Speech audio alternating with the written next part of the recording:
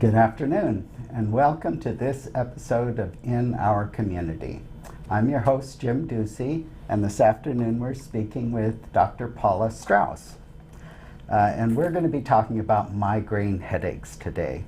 Dr. Strauss is a chiropractor working in Campbell and has a special focus on treating migraine headaches using chiropractic techniques. Dr. Strauss has an interesting background. She graduated with an undergraduate degree in environmental science from George Washington University and worked for almost 10 years in Washington, D.C. in that field. Before she came out here to Palmer College of Chiropractic West, which is one of the top 10 chiropractic schools in the country. After receiving her degree, she did postdoctoral work in upper cervical care, which focuses on the brain-stem connection with the nervous system.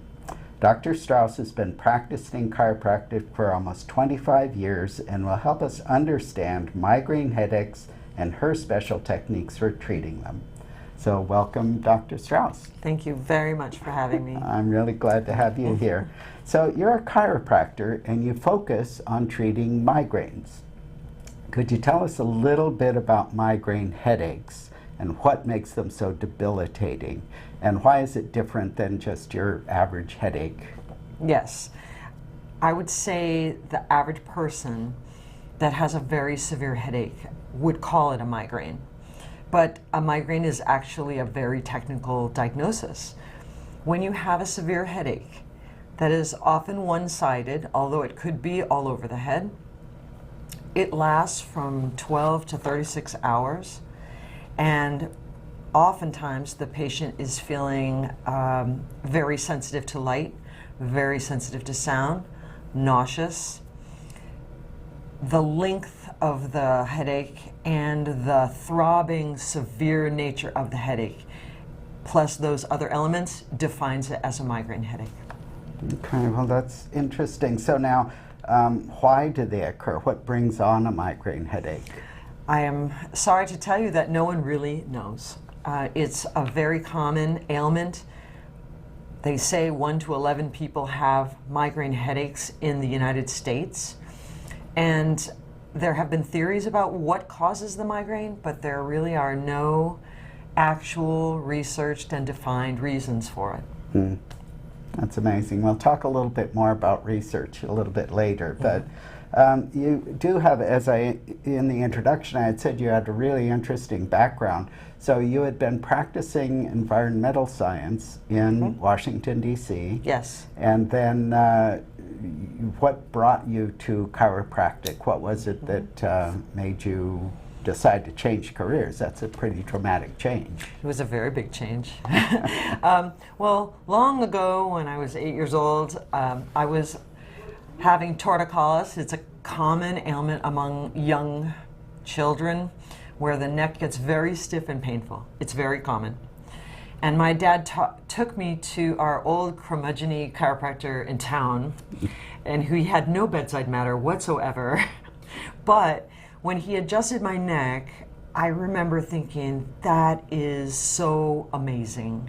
I am so flabbergasted. I didn't know the human body could do that or a person could do that. And that planted the seed in my mind about being a chiropractor way, way back then. Later in my life, when I was working in Washington, D.C., I got debilitating low back pain as a person in their early 20s. And that is very unusual, and I had no accident, no injury. And I went to a chiropractor in Arlington, Virginia, and he literally saved me. I had depression, I had back pain, I had all kinds of stomach ailments that came along with it. And he treated me over the course of a couple of months, and I became just as good as new, and I was impressed to the extreme of what chiropractic could do.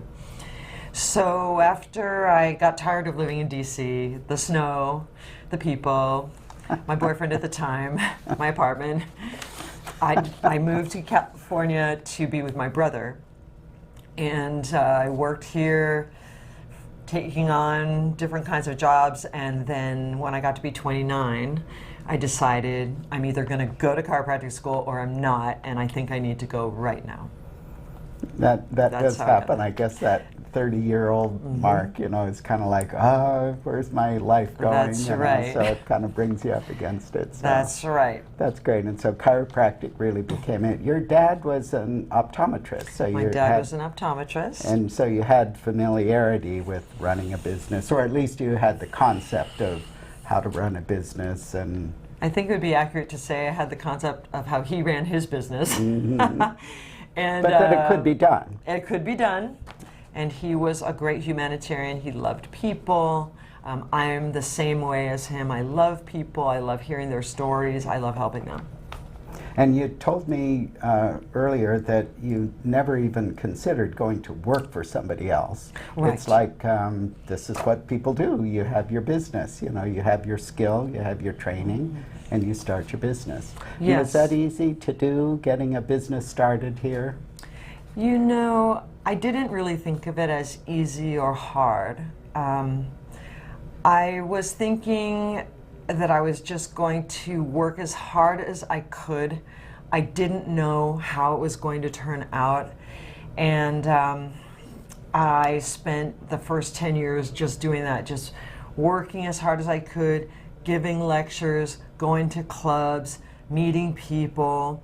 And then it really just started little by little until I built up to a point where I could open my own office. Up till then, I was working in another doctor's office, renting space. Okay, well, Yeah. that's interesting how Yeah. anything ends up starting. So now I think of chiropractic, and I think maybe most people do, as manipulating the skeletal system. So it's mostly about backs. I think would that's say the way that's- people mostly think of it. So now you got interested in using chiropractic techniques for treating migraines. So now how does that fit into the overall theory and practice of chiropractic generally? It turns out to fit pretty well. The kind of chiropractic that I learned after I graduated from chiropractic school was a focus on adjusting the upper neck. And the upper neck is a very important part of the nervous system where the brainstem is located. And I often say, if a migraine patient, if I ask them where the headache starts and they do this, I am almost positive I can help them because they are pointing right to the upper neck area. Interesting. So it's a very powerful area neurologically. It is as powerful as the brain itself. And so the joints and movements around the brain stem, if you interfere with them or they cut off some kind of neurologic supply or swell the brain stem, stops the information from going from the upper neck up into the head. So this is the generalized idea of how chiropractic could help a migraine. So it turns out then that I was in practice and I met my husband who has migraine headaches. And if you've never seen a person who had them, I am positive having them is awful. And I'm also positive that watching someone have them is awful because there is nothing you can do. They are in very severe pain. They are lying in a dark room. You can't help them in any way except just wait. And it's very hard to watch a loved one go through that. So I noticed after time went on that my husband's migraines were improving with the kind of care to the upper neck I was giving. And he eventually stopped renewing his prescription for Imatrix, which is a common migraine prescription. And the headaches became fewer and fewer, they were less intense, and they lasted less long. So gradually I was thinking, I wonder if this upper neck technique can reliably change migraines for people. And I began to observe how the outcomes were going with my existing patient base. And I started to think that this was a new avenue of treatment. It was a way that migraine patients could have less headaches, less intensity, less duration, with no drug therapy used. And as you know, drugs are very helpful, but they also have many side effects. They do. And to have something which is like a constant regimen of medicine is never a good thing. No, it takes its toll on your organs and systems and your brain too. So as I got more experience in practice, I decided this is where I wanted my focus to be. I wanted to be able to offer this treatment to migraine patients, and almost the first thing they always say when they come in the office is, I would like to stop taking medication. This is by and large the most perfect. The first thing, the first statement that they make. Yeah, that's good. So now, how does this fit into the if you think about all the chiropractors in the world, how many are treating migraines at all? Do they think of that as something that is within the realm of chiropractic, or is this something new? Well, when I have Is it really common? Well, I would say in general, if you ask the chiropractor, the general chiropractor, what do they treat, they will say neck pain, back pain, and headaches. But headaches is quite a general term. Mm-hmm. There are many kinds of headaches with many different origins of where they come from. Now, if you Google migraine chiropractor, you will probably come up with a handful of clinics throughout the United States, but only a handful. Mm-hmm. And sometimes the ones you will get are not dedicated to the migraine patient, but they're listing migraine as one of the things they treat in their practice. Mm-hmm. Okay. So now I'm sort of amazed that since migraines seem to be so debilitating to people, that there has not been research which can really point to the cause of migraines, what causes them, how to treat them. It seems like a very unaddressed ailment, but it's something which is really, really difficult for people. That is all true. I wouldn't say that migraine is unresearched. They have discovered some connections through the trigeminal nerve, which is a nerve that supplies the forehead and cheek and jaw, and is a powerful nerve. And they have had some ideas about circulation and how it starts and stops, maybe, with the migraine headache. There have been some investigations into depolarization, which is how nerves connect to one another. They polarize and depolarize, and this is how the signal is sent along. But putting your finger on what the cause is, that has not been discovered yet. That's interesting. So now, what is new in the 25 years that you've been practicing and seeing migraine patients? What is new in the treatment of migraines from the medical community as well as, within chiropractic? Well, I would say in the last 5 to 10 years, there's a lot more research being done. There have been some breakthroughs in research on the medical side. Now you can get migraine medications which are injectables. They can be preventative. They can be taken once a month or once a quarter. And there's a much larger number of medications available. And I would say the thing that kicked this off was Botox, which is commonly used to smooth the wrinkles of the face. And ladies, who are more likely to have migraines than men, would comment to their doctors about how Botox was somehow having an effect on their migraines, which was a benefit, and it was very unexpected. It's very interesting. So once this came into the ideas of the medical community, they began to reach out for more grants and become much more active in their research. Oh, that's very good. So now, what about natural supplements or diet? Are there anything like that which can help treat or prevent, lessen the severity of migraines? Yes.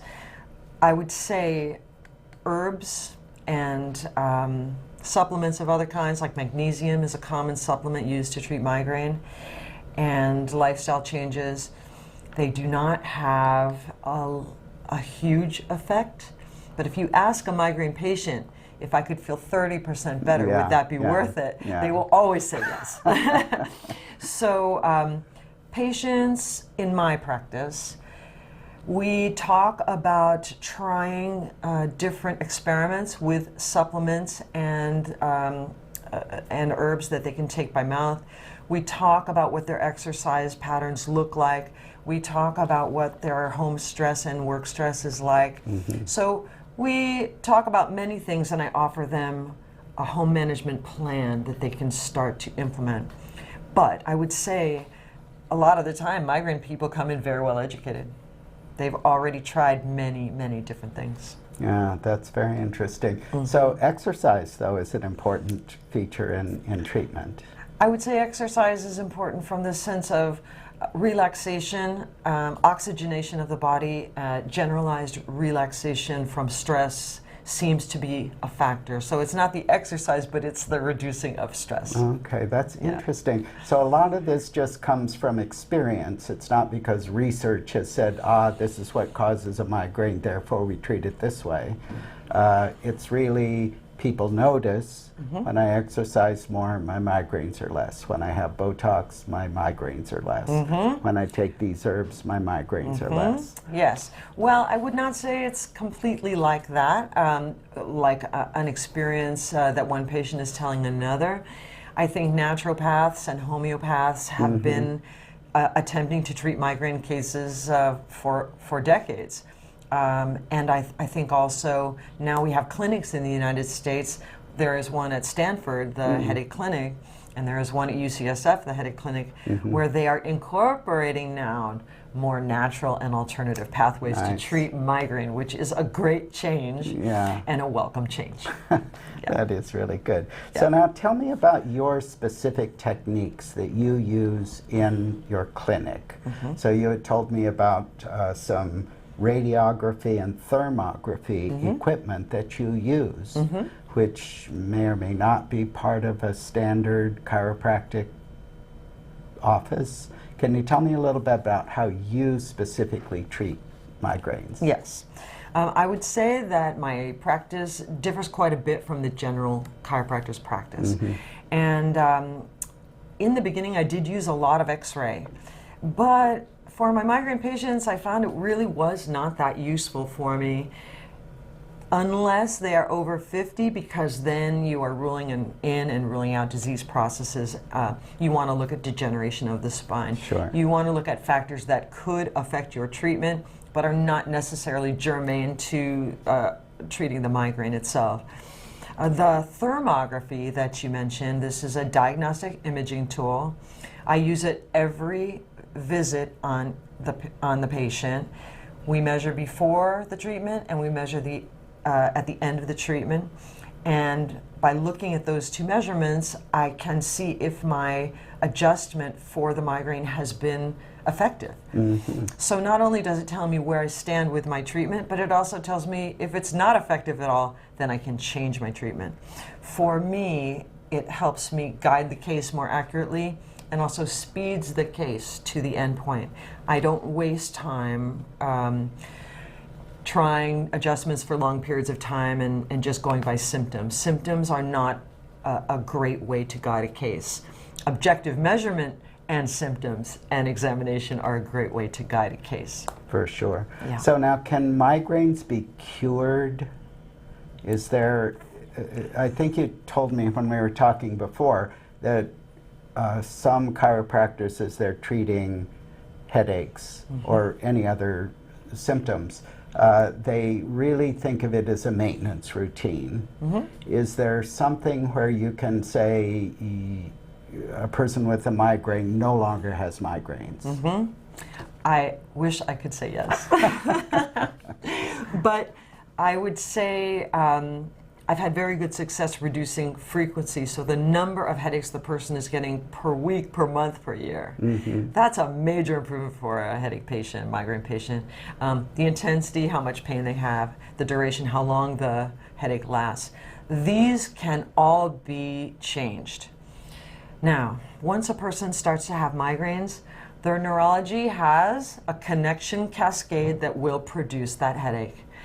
If they are underhydrated, perhaps they are stressed, perhaps they don't have enough sleep, perhaps they have been driving and been seeing flickering lights.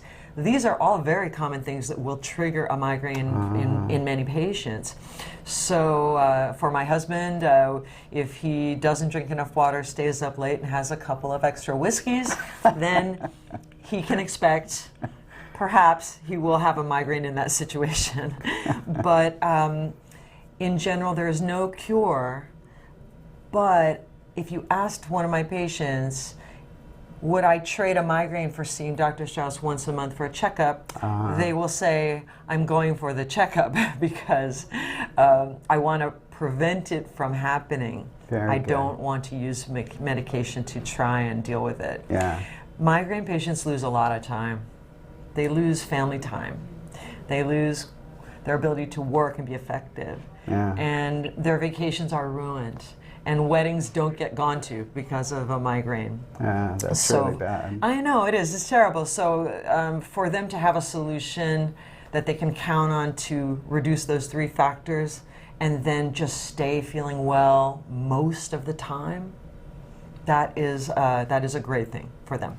It's one of those things, if you don't have migraines, you don't realize how pervasive it is in your whole life. It's not just the migraine and then it's over. As you say, it changes the whole quality of life and how you live your life. It does. That's amazing. I mean, it's always on your mind, you know. Oh, and I think what if I have a migraine? This is exactly right. There's a lot of anxiety around that. And like you have a big event coming up, am I going to be able to go? There you go. Is the migraine going to stop me? What am I going to do? So I think, a lot of energy gets expended around the migraine that patients would just as soon have back. For sure. For their fun.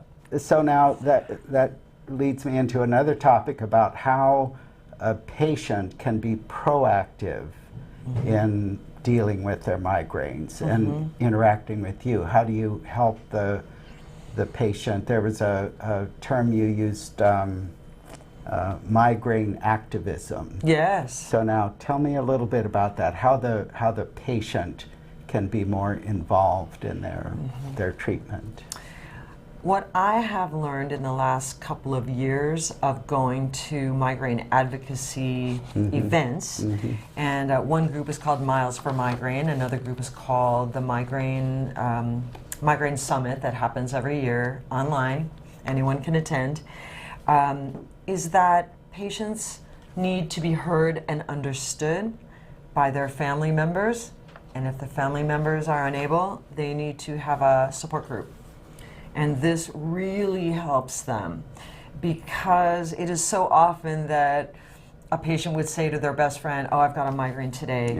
And the best friend will say, oh, me too. But they know they're not talking.